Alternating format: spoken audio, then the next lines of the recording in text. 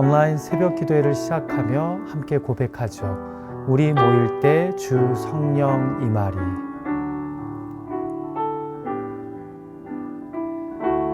우리 모일 때 주 성령 임하리. 우리 모일 때 주 이름 높이리. 우리 마음 모아 주를 경배할 때 주님 축복하시리.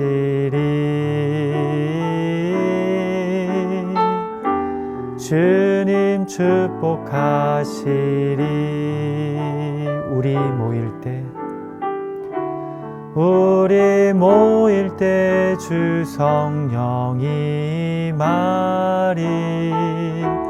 우리 모일 때 주 이름 높이리. 우리 마음 모아 주를 경배할 때 주님 축복하시리.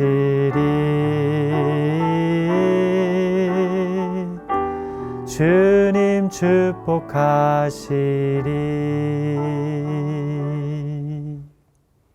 아멘. 네, 우리 함께 기도하겠습니다. 하나님, 오늘도 눈뜨게 하시고 예배로 하루를 시작하게 하시니 감사합니다. 허락하신 시간을 헛되이 보내지 않고 우리를 향하신 부르심을 따라 순종하며 달려가는 하루가 되기를 원합니다. 영적으로 깨어있게 하시고 구별된 모습으로 하나님께 영광이 되는 삶이 되도록 오늘 하루의 삶을 붙잡아 주시옵소서. 하나님의 말씀 앞에 섭니다. 빛 대신 하나님의 말씀이 인생의 등불이 되어 행해야 할 바를 깨달아 알게 하시고 에녹처럼 하나님과 동행하는, 하나님과 더욱더 친밀함으로 나가는 그런 시간이 되도록 인도하여 주시옵소서. 행하실 일들을 기대합니다. 감사드리며 예수님의 이름으로 기도합니다. 아멘. 네, 11월 30일 월요일 온라인 새벽 기도회를 함께 하시는 분들을 환영합니다. 오늘 우리에게 주신 하나님의 말씀 살펴보도록 하겠습니다. 오늘 우리에게 주신 하나님의 말씀은 구약 성경 역대하 23장 16절에서 24장 3절까지의 말씀입니다. 23장 16절에서 24장 3절까지의 말씀 우리 함께 읽도록 하겠습니다. 여호야다가 자기와 모든 백성과 왕 사이에 언약을 세워 여호와의 백성이 되리라 한지라. 온 국민이 바알의 신당으로 가서 그 신당을 부수고 그의 제단들과 형상들을 깨뜨리고 그 제단 앞에서 바알의 제사장 밧단을 죽이니라. 여호야다가 여호와의 전에 직원들을 세워 레위 제사장의 수하에 맡기니 이들은 다윗이 전에 그들의 반열을 나누어서 여호와의 전에서 모세의 율법에 기록한 대로 여호와께 번제를 드리며 다윗이 정한 규례대로 즐거이 부르고 노래하게 하였던 자들이더라. 또 문지기를 여호와의 전 여러 문에 두어 무슨 일에든지 부정한 모든 자는 들어오지 못하게 하고 백부장들과 존귀한 자들과 백성의 방백들과 그 땅의 모든 백성을 거느리고 왕을 인도하여 여호와의 전에서 내려와 윗문으로부터 왕궁에 이르러 왕을 나라 보좌에 앉히매 그 땅의 모든 백성이 즐거워하고 성중이 평온하더라. 아달랴를 무리가 칼로 죽였었더라. 요아스가 왕위에 오를 때에 나이가 7세라. 예루살렘에서 40년 동안 다스리니라. 그의 어머니의 이름은 시비아요 브엘세바 사람이더라. 제사장 여호야다가 세상에 사는 모든 날에 요아스가 여호와 보시기에 정직하게 행하였으며 여호야다가 그를 두 아내에게 장가들게 하였더니 자녀를 낳았더라. 아멘.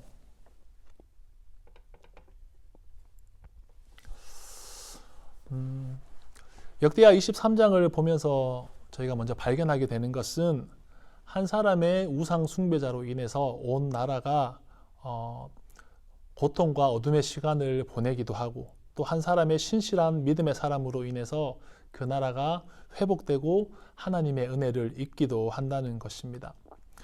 아달랴나 여호야다 같은 사람이 그 당시 한 나라의 지도자이기 때문에 그들이 미치는 영향력이 굉장히 큰 것은 사실입니다. 그렇지만 크고 작은과는 별개로 우리 믿음의 사람들이 그 삶의 자리에서 미치는 영향력이 있다는 사실을 우리는 인정을 해야 합니다.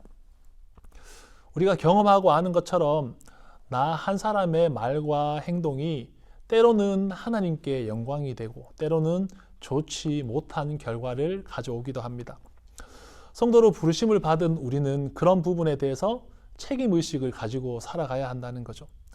하나님께서 지금 우리가 서 있는 곳에 우리를 보내시고 살아가게 하신 그 이유와 목적이 분명히 있습니다. 우리가 추구하는 신앙생활의 목적이 내가 원하는 것을 얻고 또한 나의 욕심을 채우는 방향이 아니라 지으신 바 창조의 목적을 회복하는 것이라면 우리는 하나님께서 우리를 왜 이곳에 보내셨고 왜 살게 하시는가 그 부분에 대한 의식을 계속해서 깨워나가야만 하는 것이죠. 신앙생활이라는 것이 종교적인 겉모습으로만 보면 굉장히 단순해 보이지만 그렇지만 깊이 들어가면 갈수록 신앙생활은 그렇게 단순한 것은 아닙니다. 교회에 나가고 예배에 한번 참석했다고 다가 아니라 그 모든 일들을 통해서 하나님을 내 인생의 주인으로 인정하는가, 그리고 삶의 모든 영역에서 하나님을 의식하고 하나님의 나라와 그의 영광을 위해서 살아가는가, 그 질문에 대한 해답과 그리고 삶이 동반되어야 하기 때문입니다. 그러기 위해서는 끊임없는 자기 성찰이 있어야 하는데 우리가 일주일에 한두 번 교회에 가고 한두 번 예배를 드리는 것이 신앙생활의 전부는 아닌 것이 되는 거죠. 장로교의 표준적 신앙 고백서인 웨스터민스터 소유리 문답을 보면 가장 먼저 나오는 질문이 사람의 제일 되는 목적이 무엇인가 하는 질문입니다. 그리고 거기에 대한 해답은 이렇게 나와 있습니다. 하나님을 영화롭게 하는 것과 영원토록 그를 즐거워하는 것이다. 신앙이 어떤 종교적 형식과 습관에 그칠 수는 없다는 이야기입니다. 하나님께서 삶의 주인이자 삶의 전부인 것을 우리가 끊임없이 기억하고 깨닫고 그렇게 하나님께 그 주인된 자리를 내어드리는 것, 그것이 우리가 추구해야 되는 신앙생활인 것입니다. 그러기 위해서는 해야 될 일들이 굉장히 많습니다. 가만히 있는다고 되는 것이 아니라 하나님의 백성다운 모습으로 스스로를 가꾸고 변화시키려는 그 노력들이 우리 믿는 자들의 삶 가운데는 분명히 있어야만 합니다. 오늘 본문을 보면 여호야다가 가장 먼저 했던 일이 이스라엘 백성들에게 그들이 누구인지 자신들의 신분을 깨닫고 재확인하도록 해주는 것이었습니다. 여호야다는 지금 바울 숭배자였던 아달랴를 몰아내고 그리고 7살이 된 요아스를 왕으로 세웠습니다. 왕이 되긴 했지만 그 요아스의 나이가 너무 어렸기 때문에 여호야다가 섭정을 하는 것이 기정사실입니다. 그가 하는 말은 왕이 하는 것과 동일한 효력이 있는 것입니다. 한 나라를 다스리는 힘과 권세를 가진 그 여호야다가 가장 먼저 했던 행동은 자기와 왕과 그리고 백성 사이에 언약을 세우는 것이었습니다. 어떤 언약을 세웠습니까? 우리 모두는 자기를 포함한 왕과 남유다의 모든 백성은 우리 모두는 여호와 하나님의 백성이 되어야 한다는 그런 내용이었습니다. 요아스가 이 나라의 왕이고 이 나라의 주인이라는 것도 아니고 자기의 말을 잘 들으라고 하는 것도 아닙니다.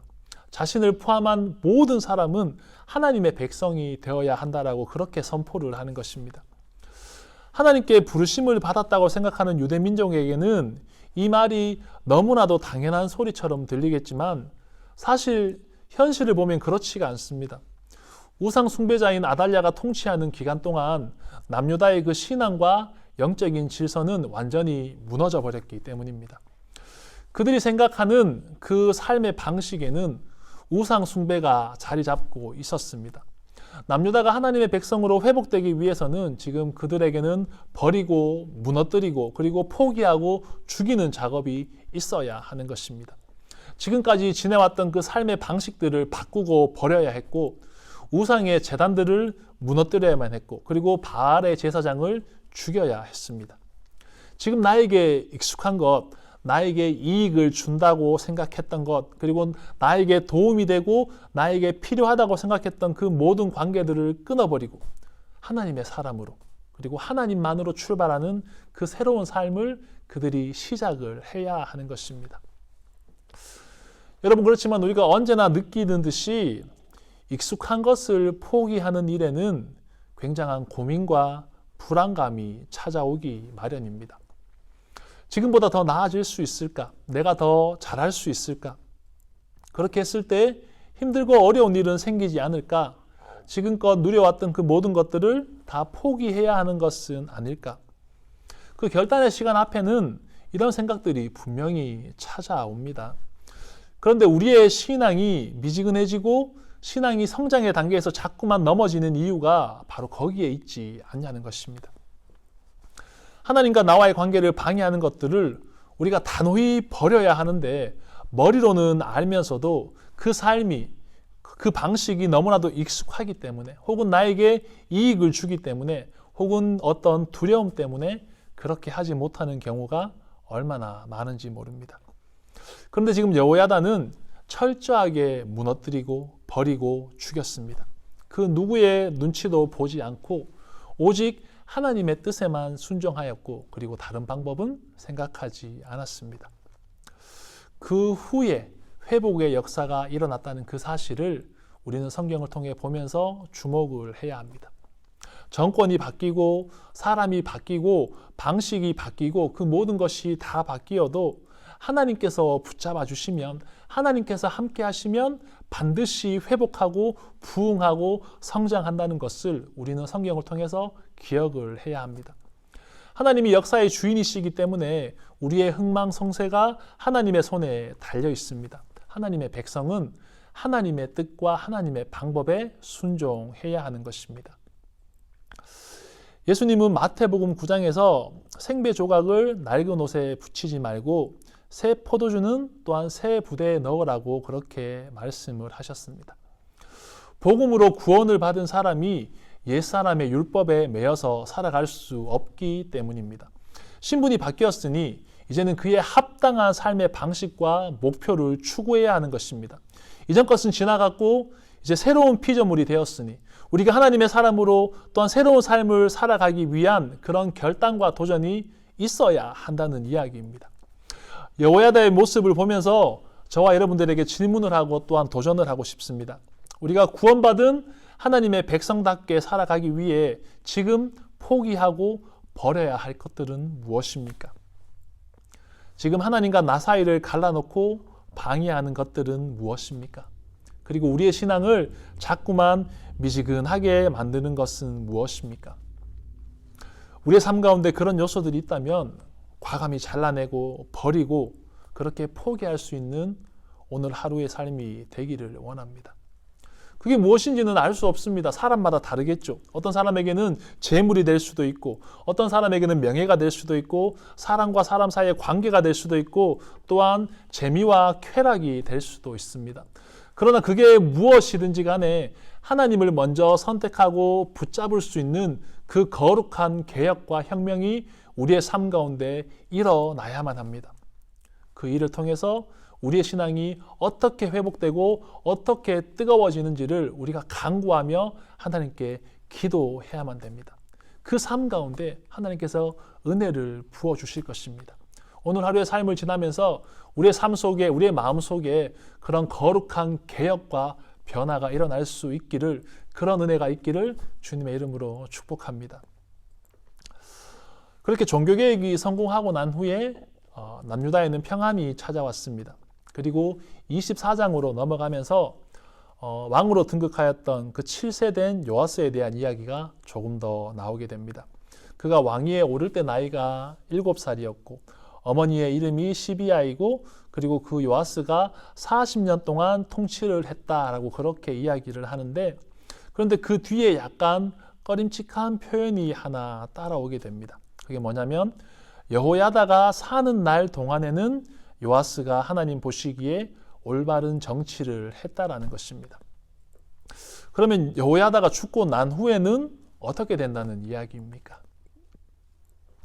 24장 뒷부분으로 가면 요아스가 변절하여서 하나님을 버리고 우상을 숭배하고 타락하는 모습을 우리가 발견하게 됩니다. 우리는 그런 요아스의 삶을 보면서, 그렇게 바뀌어버린 그 사람의 인생을 보면서 영적인 스승이고 멘토였던 그 여호야다의 역할이 얼마나 중요한지, 그의 영향력이 얼마나 큰 것인지를 다시 한번 기억하고 알 수 있게 됩니다. 여러분, 신앙생활은 혼자 하는 것보다 함께 하는 것이 더 유익합니다. 믿음의 교제를 할 수 있는 사람, 신앙의 대화를 나눌 수 있는 사람, 고민을 함께 나누고 서로를 위해서 기도해 줄 수 있는 사람, 그리고 영적인 가르침을 줄 수 있는 사람, 그런 사람들이 옆에 있다는 것은 너무나도 큰 복인 것을 우리는 분명히 기억을 해야 합니다. 하나님께서 우리를 교회 공동체로 부르신 그 이유를 생각해 보면 더욱 그렇습니다. 여러분, 그런 차원에서 교회의 살린 공동체에 소속이 되고 그 안에서 함께 교제하고 은혜를 나누는 것은 우리의 신앙생활에 굉장히 유익한 일이라는 것을 분명히 기억을 하기 원합니다. 내가 혼자 일어나고 회복할 수 없을 때에 옆에서 함께 기도해 줄 수 있는 사람이 있다는 것, 나를 위해서 전심으로 기도해 줄 수 있는 사람이 있다는 것, 내가 올바른 판단을 하지 못할 때에 옆에서 조언해 주고 바른 길을 제시해 줄 수 있는 사람이 있다는 것, 그리고 그리스도의 사랑을 주고받으면서 세상을 향해 끊임없이 그 사랑을 흘려보낼 수 있는 공동체가 있다는 것은 우리의 신앙이 건강하고 뜨겁게 나아갈 수 있는 좋은 통로가 됩니다. 지금 모두가 대면하지 못하는 그런 시기를 지나고 있지만 우리 모두는 영적 공동체로, 하나님 안에서 하나된 공동체로 부르심 받은 사실을 기억하고 여러 가지 방법으로 모이기에 힘쓰고 서로를 위해서 기도해주는 그런 우리가 되기를 소망해야 합니다. 이런저런 방법들이 조금 낯설고 어렵고 그리고 귀찮게 느껴질 수도 있습니다. 그러나 서로를 격려해주고 응원해주면서 모이기를 멈추지 않는, 모이기를 폐하지 않는 그런 우리 교회가 되기를 원합니다. 오늘 하루를 시작하면서 우리의 살림원들에게, 그리고 내 옆에 있는 믿음의 지체들에게, 혹은 내가 지금 생각하는 사람들에게, 마음에 품고 있는 그 사람들에게 응원과 격려의 메시지를 하나씩 보내주면 너무나도 좋을 것 같습니다.